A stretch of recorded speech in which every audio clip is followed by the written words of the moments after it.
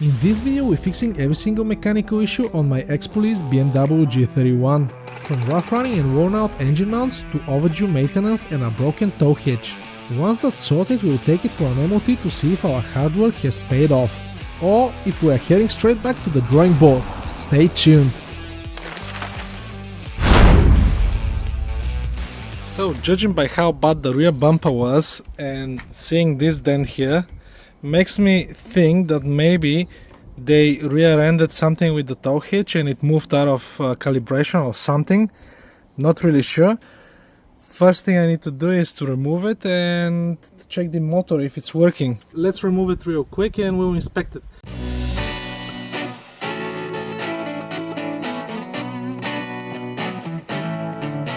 Okay, so the hitch was super easy to remove. Now let me first apply 12 volts to the cables. I think they are the positive ones, and we'll see if the motor will start working. This can be quite sketchy, to be honest, because they're right next to each other.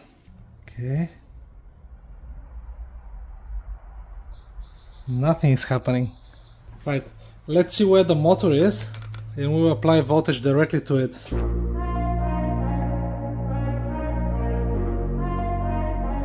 Nothing seems to be happening. Absolutely nothing.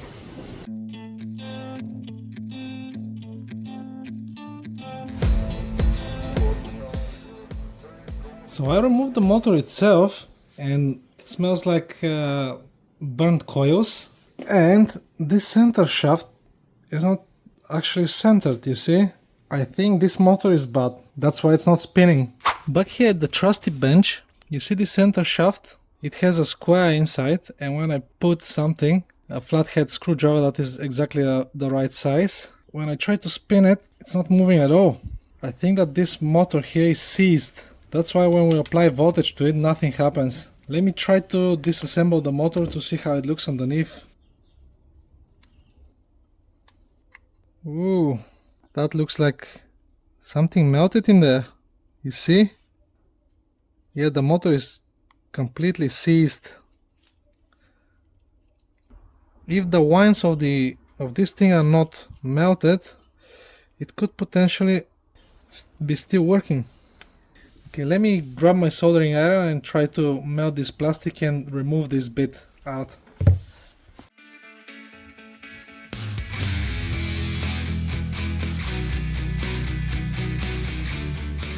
So I removed a lot of the plastic and I tried to tap out the motor, but instead of this bit here coming out with the motor itself fell apart.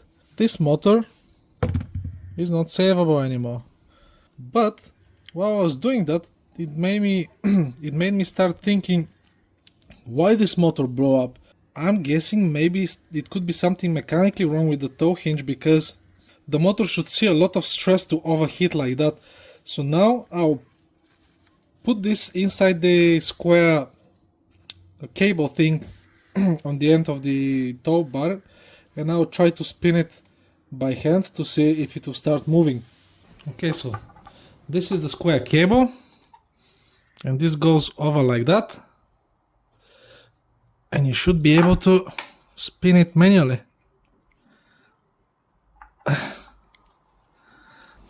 But it doesn't seem to be working. Yeah, it feels like there should be gearing mechanism in there, but it doesn't seems to be working. Oh, actually it does move. Oh, now it's all loose. Let me see. Oh yeah, the thing started moving. We are moving, boys! I can feel something isn't right in there. Okay, let's wind it fully in and you'll see how it looks like. Swagger down the street with your red lips and funky beat. You better hold your head up to the sky. I'm gonna roll with you till the day I die. So you can see I was fully able to wind the tow bar in, which means this is working, but I can feel it's catching it at some point. So I can feel resistance right here. Okay, let me remove that thing and see how it looks inside.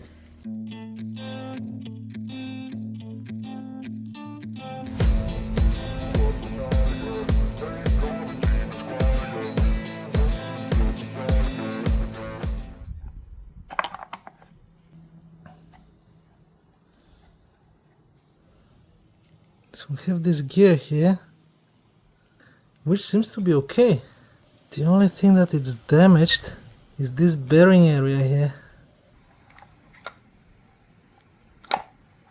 Okay, here are the gears inside. So this is where this end of the motor goes in, like this, and it's spinning that cog, but you can see it's off-centered. Let's check the other gears, if they are damaged or not. Let me see this one first.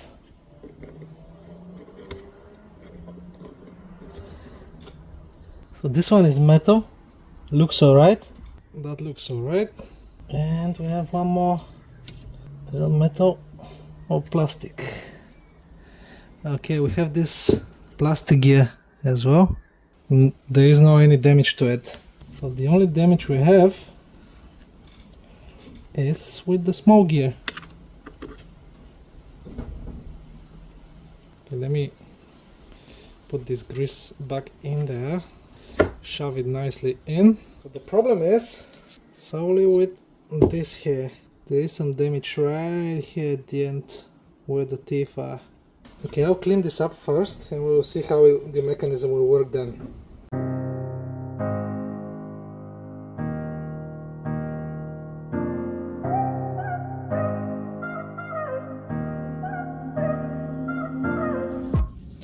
Alright folks, after about half an hour of melting the plastic, this is how far I got this sugar wheel.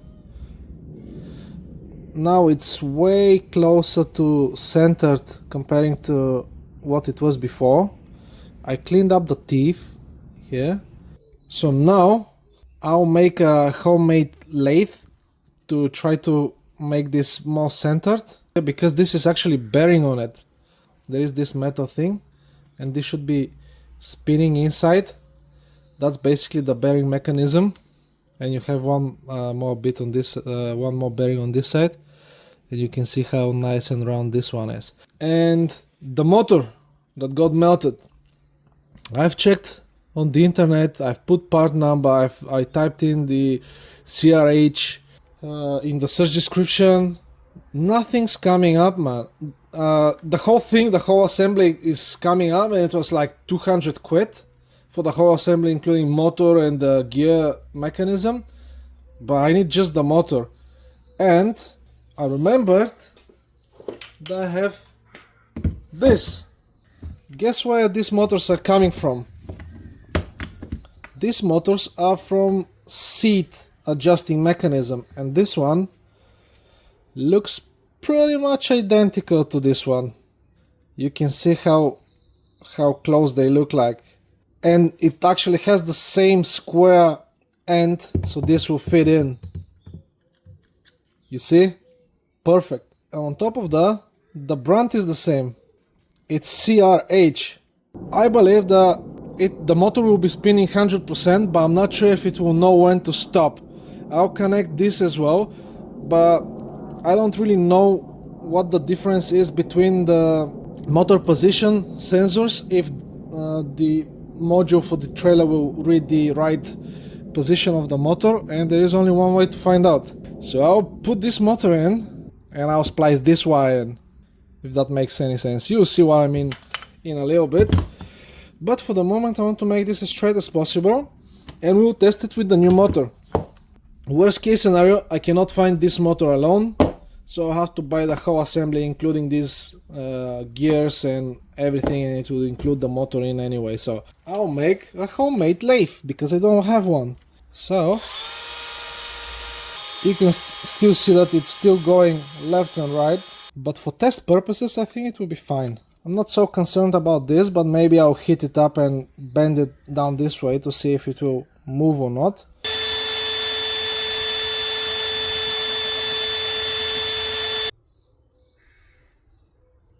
Okay, that's getting in. Nice. Oh yeah, this looks way more centered now. Apart from the metal bit, but the plastic bit is really good. Okay, so let's assemble it and test it.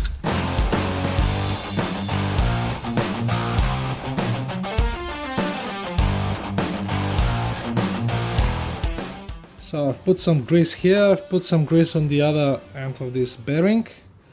And now this should just pop in.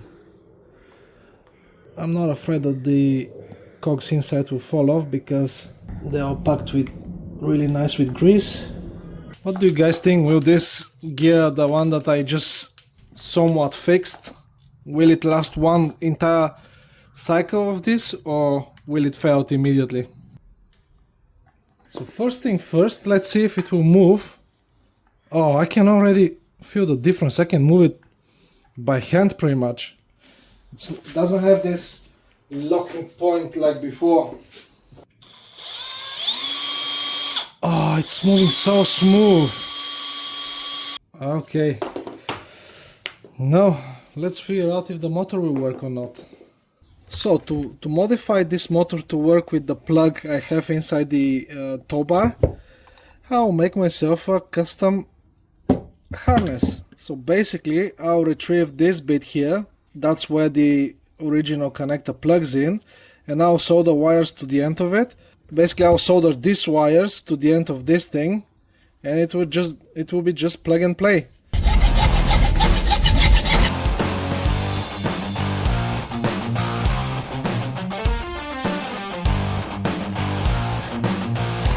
Alright folks, so this is what my feeble mind conjured. You can see how I soldered the wires, but unfortunately the wire colors are different. So I've checked on the internet for the actuator motor for the E90, where the motor I'm gonna put in is from, and they say that the brown is the positive. For this one, I don't know what's positive, what's not, but we have red and blue, so common sense tells me that the red is the positive. But the motor position sensor, we have yellow and red, but on this one I have blue and red. So again, common sense tells me red is going to red, blue should go to the yellow. Let's plug it in, put the motor in, and we'll see if it will work or not. I'm so curious to see. Worst case scenario, the positive and negative will be flipped, so the motor will basically go in reverse way. And the worst case scenario, the sensor in the motor won't read the position. So when I press the folding button, this will not know when to stop, and it will keep on going until it wrecks all the gears inside, or maybe until this motor blows up. So I'll be next to it and unplug it in case of a fire or something, in case this motor doesn't stop. Fingers crossed I got it right the first time. If not, I have one more motor to try. I have the power leads plugged into the car's battery. We should have 12 volts running through these leads. Now let's see what will happen if I touch the brown and blue cable. No way! Look at that! The motor is moving. Okay, I'm not gonna wait until it reaches the end position, because now obviously the motor will keep on going, nothing is telling it to stop. Let's see the other way. So I flipped the positive and negative. Now the wind should go the other way. Nice! Look at that, it works, man. Okay, so the last position the motor was in was fully opened, so I'll fully open it.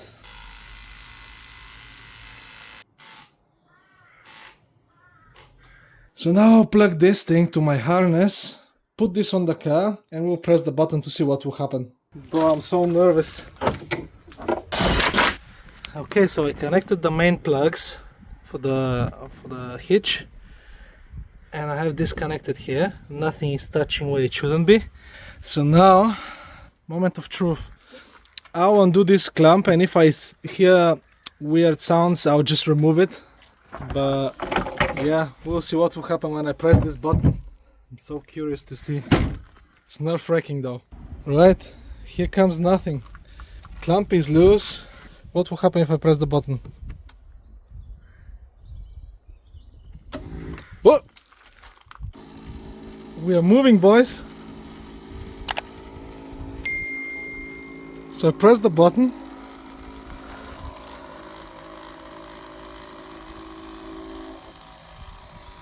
Will it stop? Oh, please stop.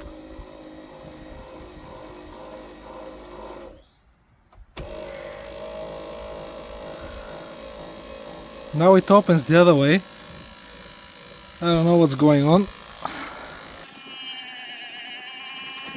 Please stop. Okay, we have the red light pulsing in there. I think that the motor didn't know when to stop. Okay, let's try one more time.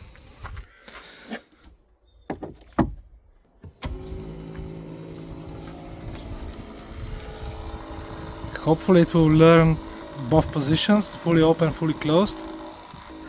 Or maybe I need to press that button. It doesn't want to stop. It goes in and out.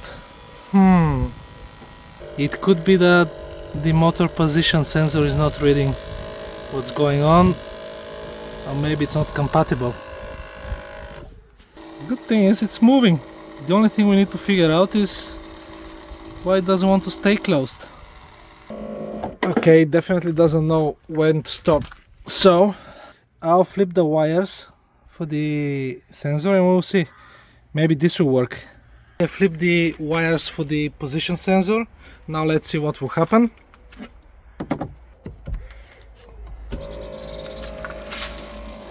Let's see. Oh, it stopped. It stops. Okay, now it doesn't even want to go all the way. So now I'll flip this back up, how they were, and I'll flip the positive and negative to see maybe this is the reason why it doesn't work. Right, so this time around I flipped the positive and negative and I returned the position sensor back where it was. And now let's press the button again and see what will happen.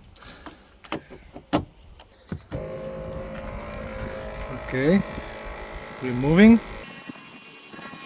Let's make sure that this will not short. Please stop there. Just stop. No! Why? Please just stop at one point, you rascal. Right, I put all the wiring back to what it was. So everything is the same way as I made it the first time. So brown is going to the red, blue is going to the blue. But I've checked the owner's manual and it said if some error pops up, try to do it with engine running and hold the button.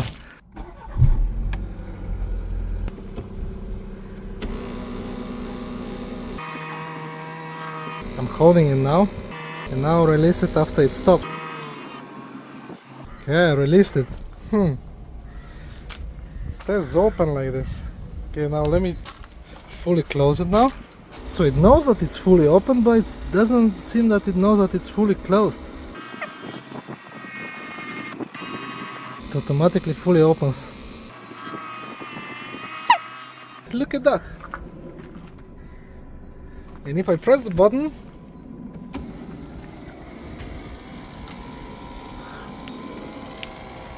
I think that the mechanism opened and closed few times and it learned the position itself. So now it will go in there and it will stay. Yeah, and now it will stay like that.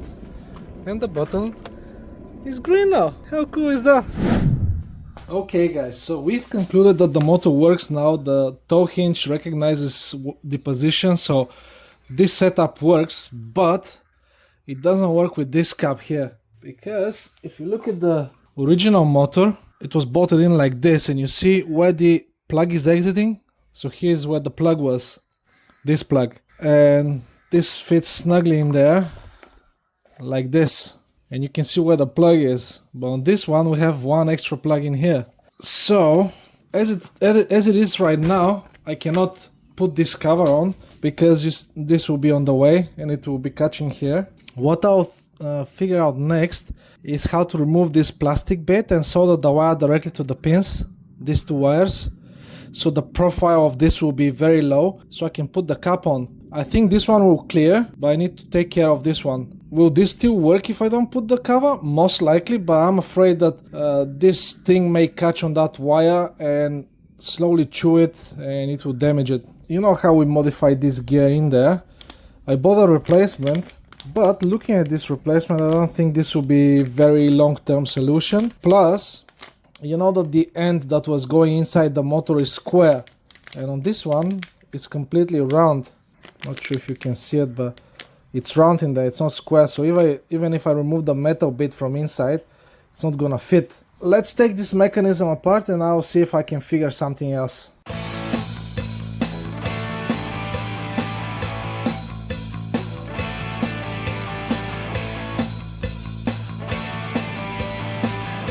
Okay, so back at the workbench, I took this apart, cleaned it with brake cleaner, and to my surprise, I folded in, folded out this tow hitch so many times, and I was expecting a little bit of wear here on this thing, but no, it's just exactly how I've put it in. But comparing to the new piece I received, looks very similar, but the diameter of this is a bit bigger than on that. So this must go not only for this reason, but another thing is this looks like a proper plastic, and this is basically a plexiglass that was CNC'd at a milling machine or something.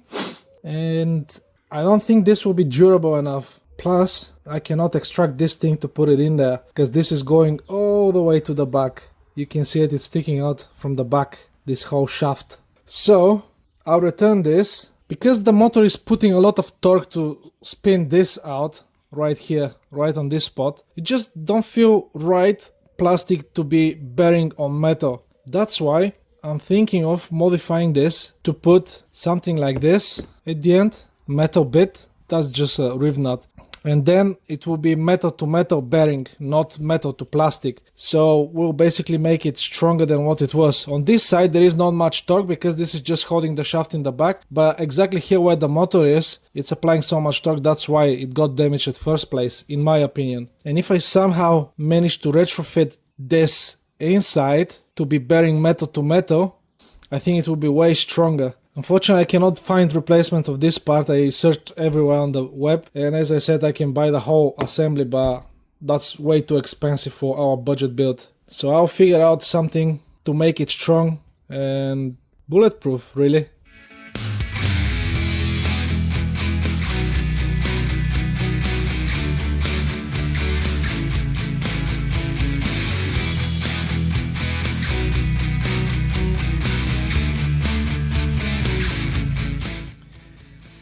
Okay, so this is what I was able to achieve. So this is in there. I made it as straight as possible, as straight as I can do without a lathe. And now it should be bearing on this thing, metal to metal, and there will be obviously a ton of grease, but it will no longer be bearing on plastic, it will be bearing on metal. This is nice and secure, so obviously the torque will go to the easiest place it can go, and that's between the metal bits. And if I put a little bit of grease, in theory, it should be really nice and smooth. Let's see. Oh yeah, so nice. Okay, so now let's put the whole thing together and see if it will work or not. So we have this thing going in there. I'll put some lube around this here. Okay, so that's in.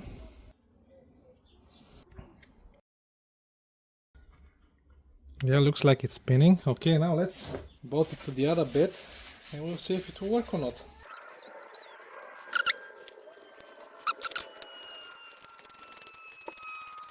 Okay, so now let's see if this will work or not. It does move, and this time the play side to side is not as significant as what it was before. Next thing it will be to make this fit in there.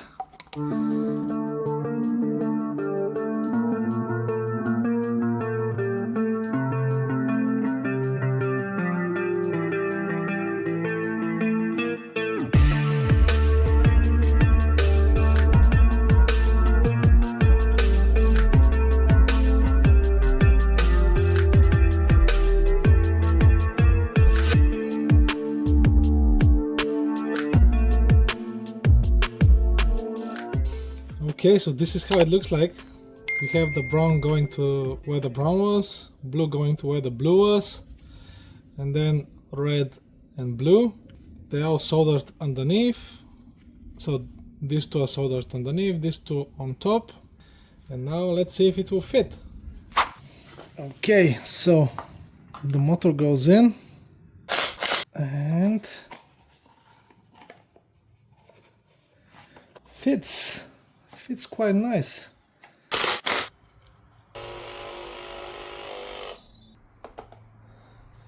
Nice.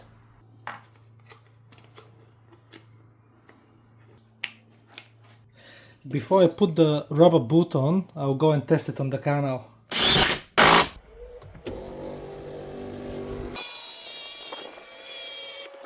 That's still green. Now let's see if we can unfold it fully.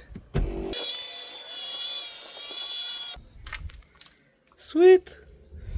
It's green. Looks like it's fully locked. Nice! It's working. So now let's put that boot on and we can call this fixed. Damn it! I'll take it off now. I won't be able to be 100% sure if I've plugged this boot in the back.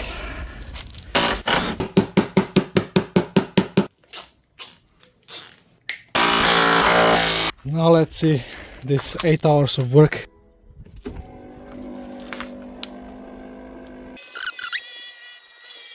Yeah, is that still green? Yeah. Here you go, baby. It's fully retracted and it works. Hopefully with this metal bearing I made it to last longer than what the original one lasted.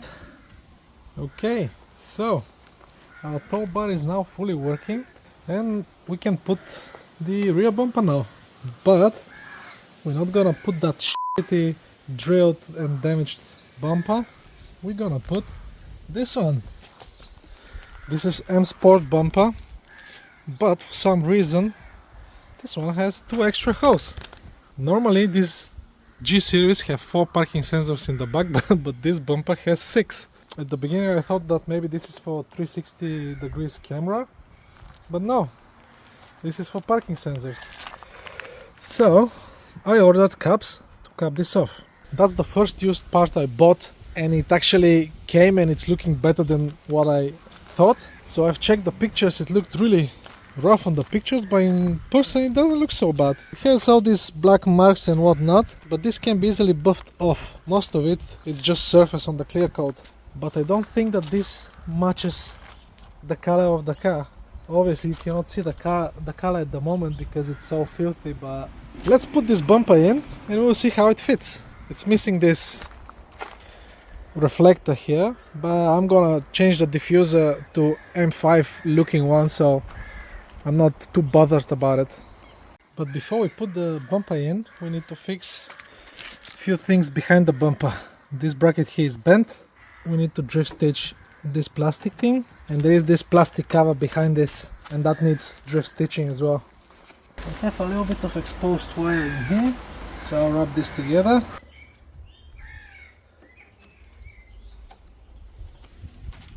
I'll also straighten up this heat shield.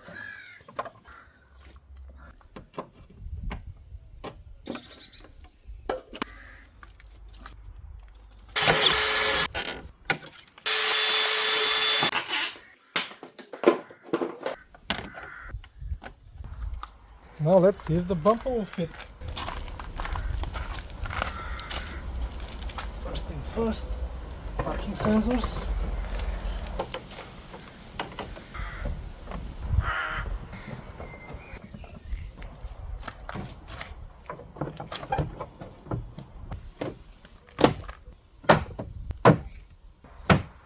Bro, that fits so good! Look at it. That looks much better, man.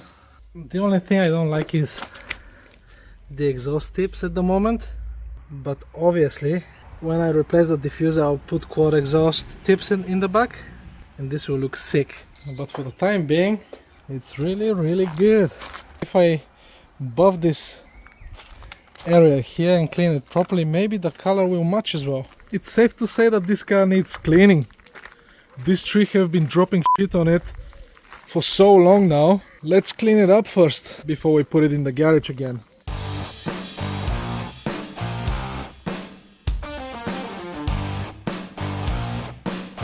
Wow!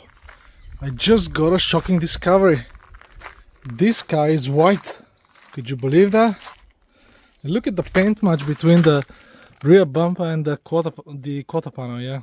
So good, man. I don't even have to paint it. Only paint correction here and there and it will look lovely. Okay, let's get the car quickly in the garage.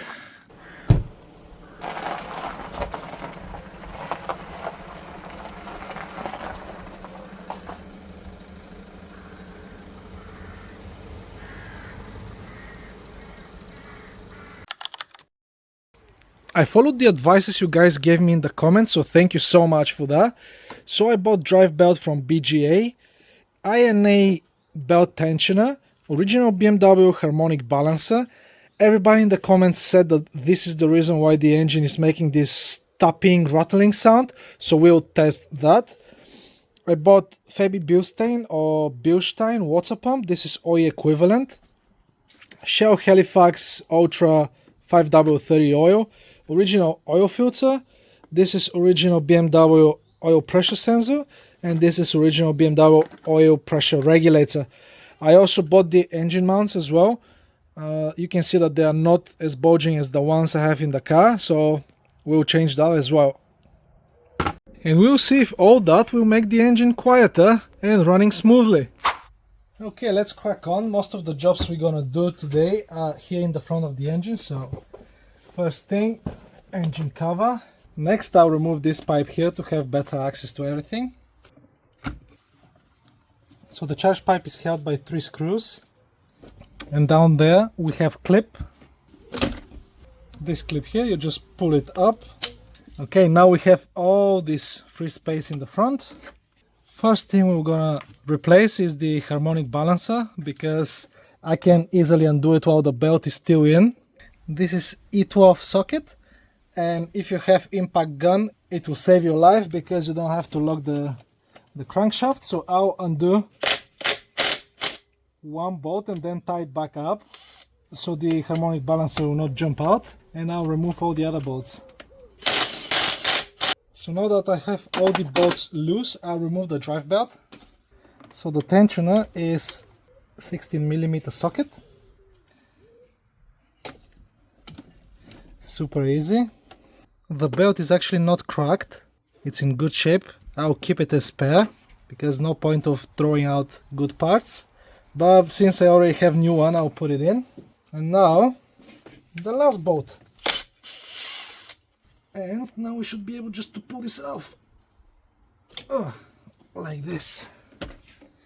Here you go. This is the easiest harmonic balancer to remove I ever done on a car, or crankshaft pulley. On all the other BMWs you have this massive bolt here in the center that it's like 1 gazillion Newton meters of torque, but this one, no, super easy. Thanks BMW. Okay, so I'm looking at the harmonic balancer. I don't see anything suspicious on it.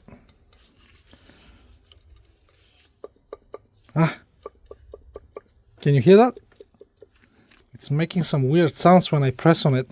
So this whole thing is solid metal, and then you have rubber between the two parts, and it's basically allowing this one to be flexing. So hopefully this is why we had this unpleasant sound from the engine. Okay, let's put this to the side. Okay, I've already checked and the part is exactly the same. Part number, everything is matching. So I want to fit this one in now, because when I remove the water pump it will start dripping coolant, and I don't want that coolant to end up in the engine through this hole here. Ideally you would replace the crank seal as well when you remove that, but it's my bad, I forgot to order it. It's about 30 pounds from BMW, but you can see how easy it is to remove this harmonic balancer. So in case if it starts leaking, I will replace it, but this one, it doesn't leak. So I'll put a little bit of oil here and spread it around to make sure this will slide nicely in. There is no locating pin for that, so I'll fit one bolt through and then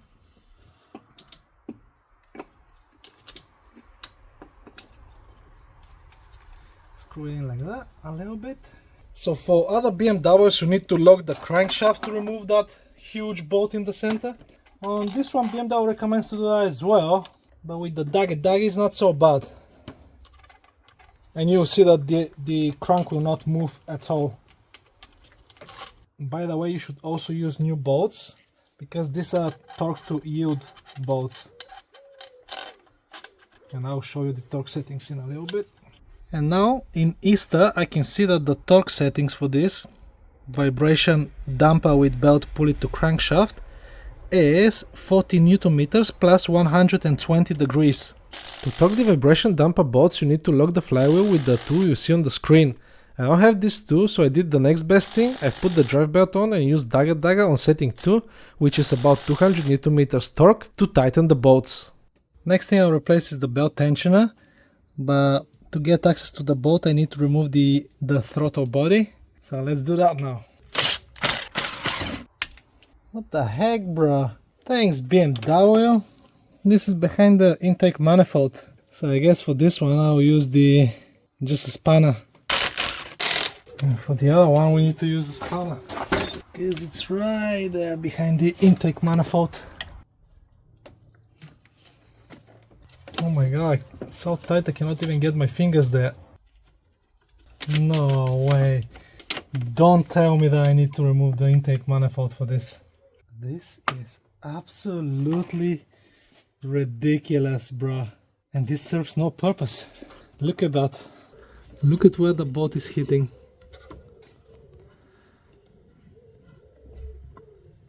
On that plastic piece. And the intake manifold that serves no purpose. It's not a hole actually. So this, my friends, is the classic example of doing things while you're in there. So if I did that while the intake manifold was removed, it would save me the hassle, but back then I was not planning to change this. BMW are not making it any easier for me. Actually, what if I just undo the manifold and just lift it up a little bit? Yeah, this is what I'll do. I'll just lift up the manifold a little bit and after torque it again. Oh no, I lost my socket. Where's my socket? Oh, found it. Whew. Right, so now I can lift the manifold just enough to remove that bolt completely. Oh my god, that was stupid, man. This is out. Looks exactly the same. We have this retaining pin here. Okay, so it should go in like that. Belt tension to crankcase is 40 Newton meters. Nice. So now, before I forget, I'll remove this retention pin. This one. And now bolt in the manifold. I'll put this to the lowest setting.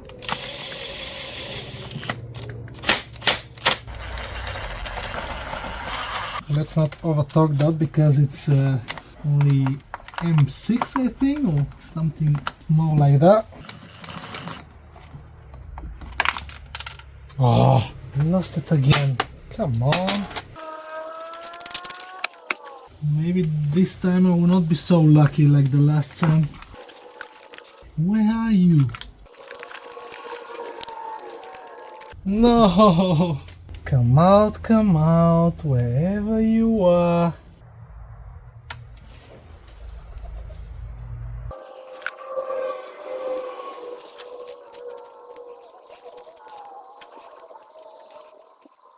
Where is my socket, man? I'll not leave it there. No, sir. We're leaving no socket behind.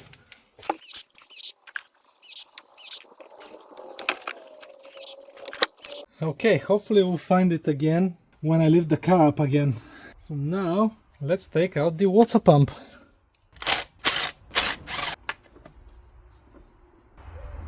There's definitely movement in the shaft of the pump. Okay, I'll put tray underneath the car. Hopefully I'll catch the coolant. Oh man, this car is so low. Okay, it looks promising. Let me see if I'm missing a screw or something. Oh yeah, I'm missing a screw. Now please don't be broken, please. Okay, it's not broken. Whew!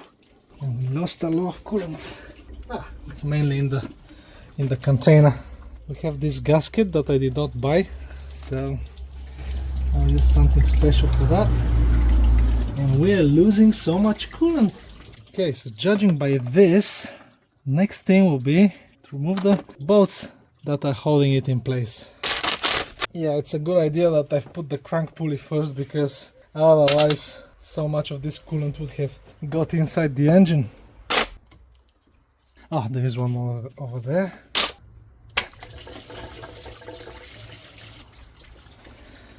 Okay, this here is our water pump. Yeah, you can hear this shaft is moving a little bit. Now let me hook this away from the pump, like so, so we can clean it nicely. Okay, so I'll use WD-40 and Scotch-Brite. Just slightly going over it with the Scotch-Brite to make sure there is no any surface corrosion. And now I'll show you what I'll use. So now, because this is cast aluminium, you can see again it has grain. This time, instead of using silicone, I'll use something else. I'll use this Permatex Forma gasket in the canal. This one doesn't cure fully, it remains liquid, and it will help the gasket to seal. So in the back it says it can cause cancer, so that's why I'm using aspirator mask. I'll mix it well. This thing is good for machined surfaces, and this is what the engine block is. Should help with the gasket to seal properly. There is a wasp flying around me, which is something I don't really like. And I'll put also on the gasket as well. Okay, cover the whole gasket up. I've put a bit too much in here, so I'll wipe it off. Okay, now we'll spread the same thing on the face of the engine block. Okay, so now I have on the face of this gasket as well.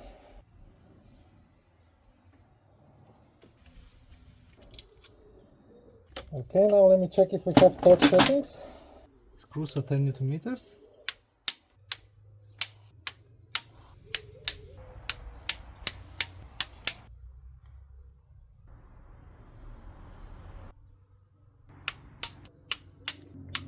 I thought that the new pump will come with new one of these, but I guess I was wrong. Okay, I'll torque that to 10 Newton meters after the belt is in. Here's our new belt.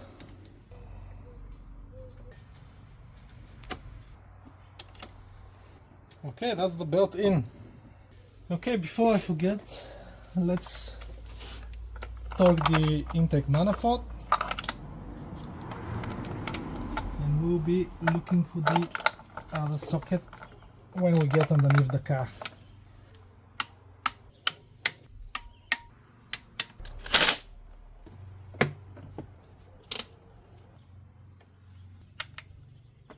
So now if you look down there, we lost quite a bit of coolant. This reservoir here is for the intake manifold, so we're not gonna be bothered with this.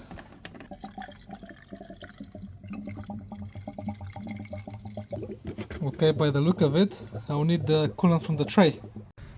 This here is a very fine strainer for paint, so I'll filtrate the coolant, because there will be 100% some impurities. This is brand new coolant, so that's why I don't want to waste it. Yeah, if you look this, how many impurities there were inside.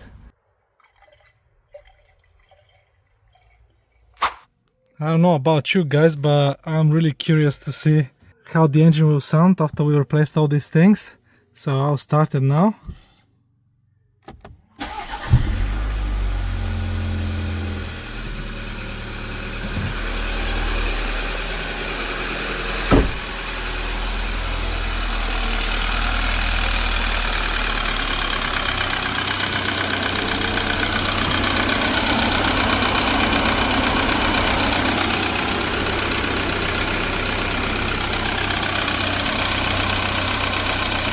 Okay, this is cold start.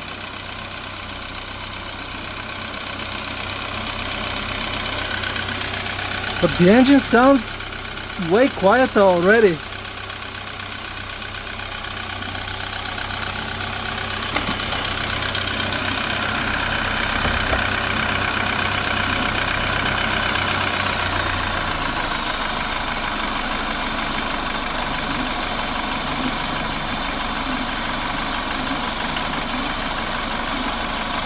Listen to that. She's purring, bro.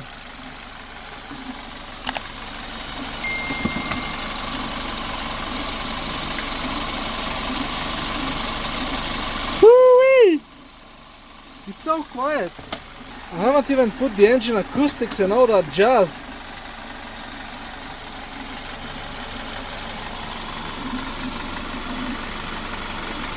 It sucked a little bit of coolant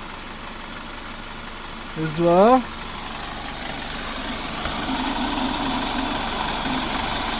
Nice!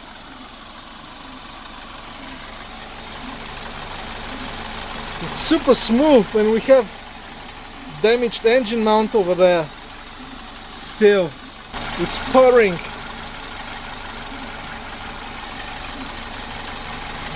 I no longer have to shout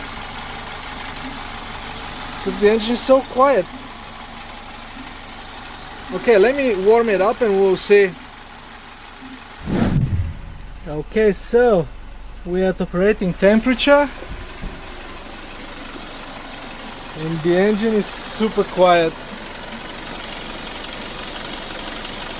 You can hear the injectors ticking because this is direct injection engine, but other than that it's super quiet. So I'll call that a win, guys. Woohoo! Okay, so with all this buttoned up, now I'll put the engine acoustics in. This goes in front and we have a couple of more down there, and this is held in place with clips like this. Okay, this is nice and neat now.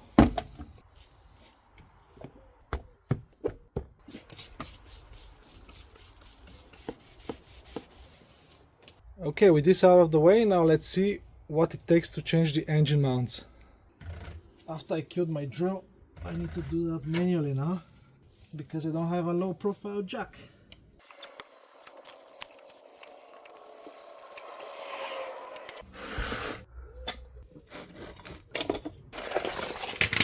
So this here is the engine mount in question. You can hear it's making some sound. And don't worry, after we replace it, I'll cut it open to see what's that liquid inside. Is that oil or water or what it is? So stay tuned to see.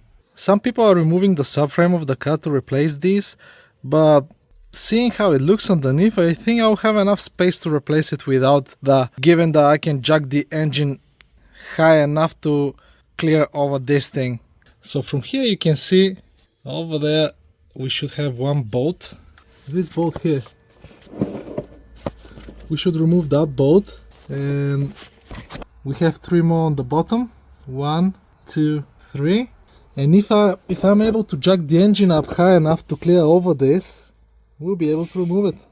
I need to jack the engine up like maybe 2.5 inches or 5 centimeters, something like that.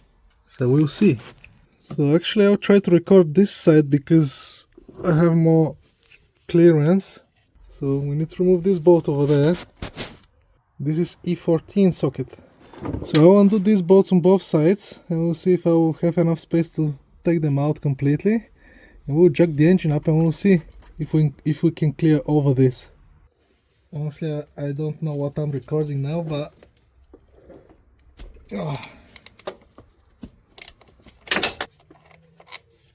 oh nice, that's a short bolt, thank God. Because on the other side I don't have any clearance. I mean, I have some, but there is the exhaust next to the bolt, so whew. Both bolts are out. So now I'll jack it up in here with a big wooden block and we'll see if we'll clear over or not. I'll jack it up a little bit, then I'll go and check to see if we're hitting the firewall on top. Okay, on top we have about 1 inch to get to the firewall. You can see how far this is out, so I'll unscrew it and we'll see if we'll be able to fish it out from there.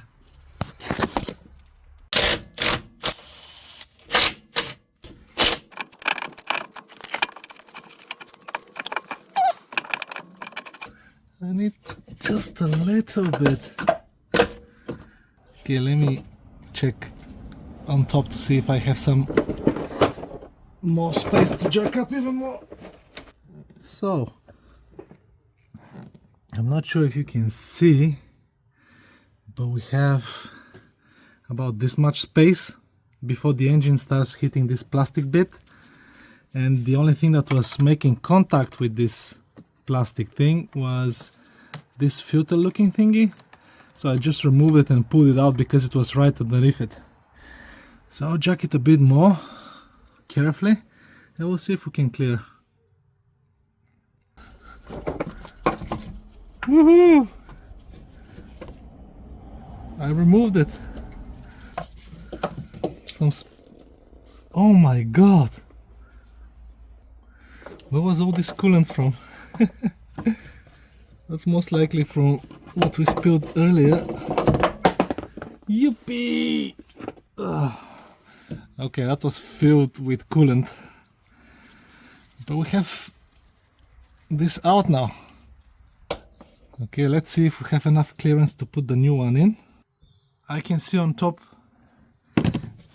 we haven't even touched over there this bit here, so I think we're good. But I'll put this one in and we'll see if we can put the other one in as well. You can see the difference between the old and the new.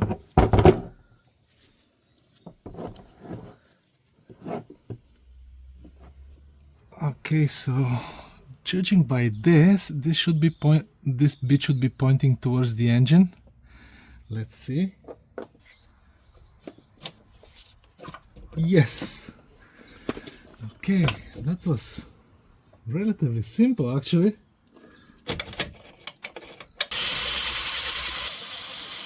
If we get this thing to clear, we can take it out.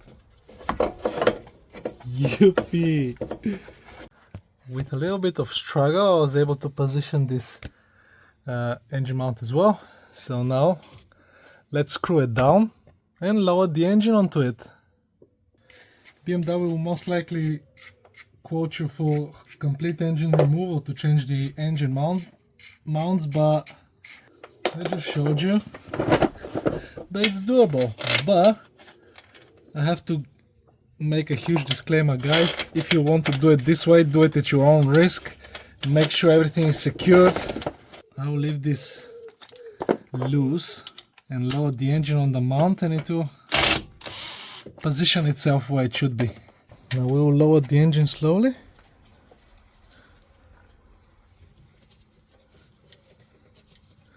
And the engine mount should find its way down. I've checked the other side, it's already in, so... Okay, now the engine is completely on the engine mount. Okay, Google says that the top bolt should be 68 Newton meters and the bottom bolt should be 20 something. Okay guys, I bent myself into a pretzel to show you this footage, so if you give the video a thumbs up, I'll greatly appreciate it.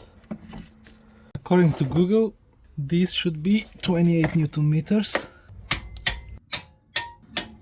Now let's see what we have in there. What do you guys think? Water, oil?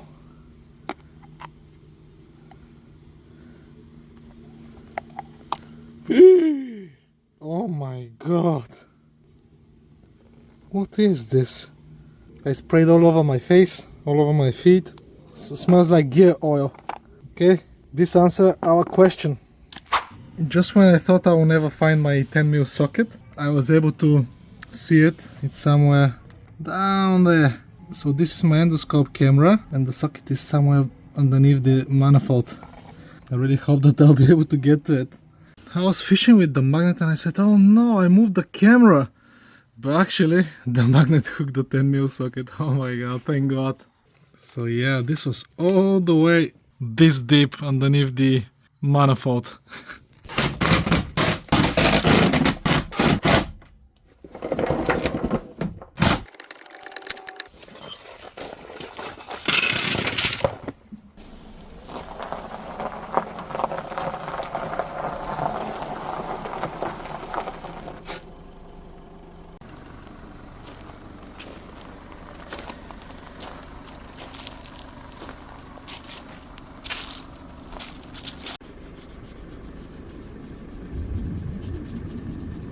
I literally just finished installing the engine mounts and a few hours from now I have MOT for today, so wish me luck.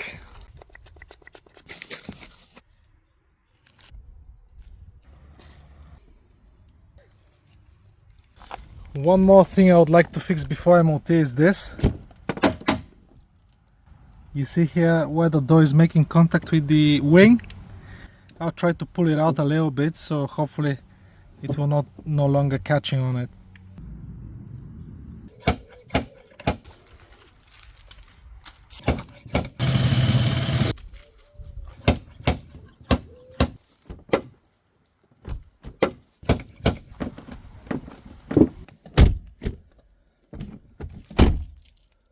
We no longer have this sound.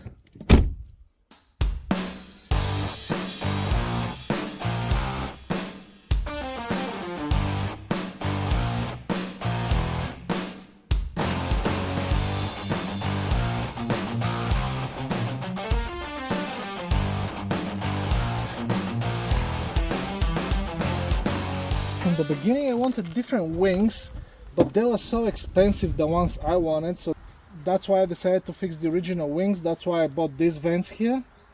But I actually found the wings I wanted for really good price used, so I bought them.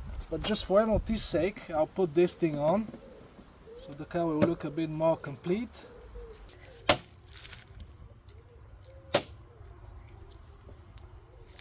That one is in. I know that the wing looks terrible, but at least now it looks a bit less terrible with the vent on. And now the door is no longer popping when I open it.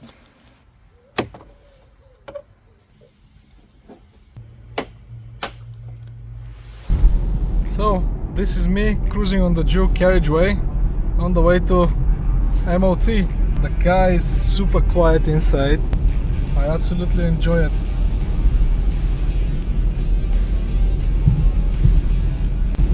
I don't want to jinx it, no errors so far. It's really nice. Cruise control is working and we'll see if the car will pass MOT or not. If it passes MOT, I'll prepare it for a long 3-hour journey to go and pick up interior tomorrow. Fingers crossed.